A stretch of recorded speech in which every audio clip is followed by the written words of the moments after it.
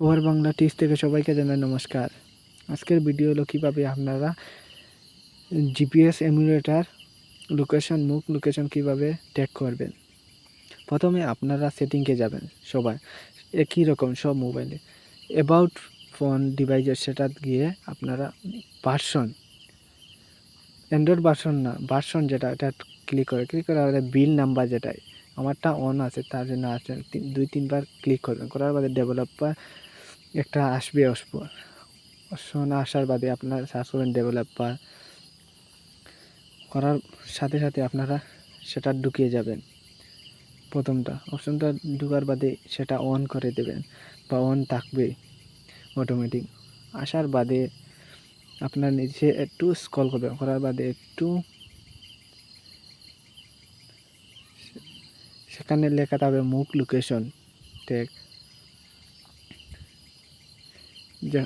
Move location তাই আমারটা on আছে জিপিএসের লগে, তাই আপনারা এইরকম এটা ক্লিক করলে আপনারা এই অপশনটা ক্লিক করলে জিপিএস এমুলেটরের সঙ্গে কানেক্ট হয়ে যাবে।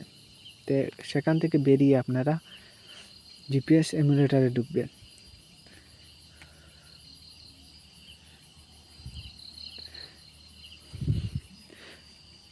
ওভার বাংলা টিপস থেকে এইরকম ভিডিও পেয়ে যাবেন। আপনারা ভিডিও ভালো লাগলে সাবস্ক্রাইব করে রাখবেন। জিপিএস এমুলেটরে ঢোকার সাথে সাথে সার্চ করবেন না, আপনার যে কোনো স্টেটকে লোকেশন দিয়ে ট্যাগ করতে পারবেন।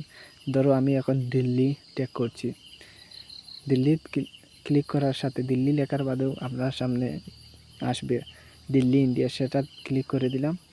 তার বাদে আমার লোকেশন লাগাইলে আছে, তার বাদেও আমি আপনাদেরকে দেখিয়ে দিচ্ছি কীভাবে।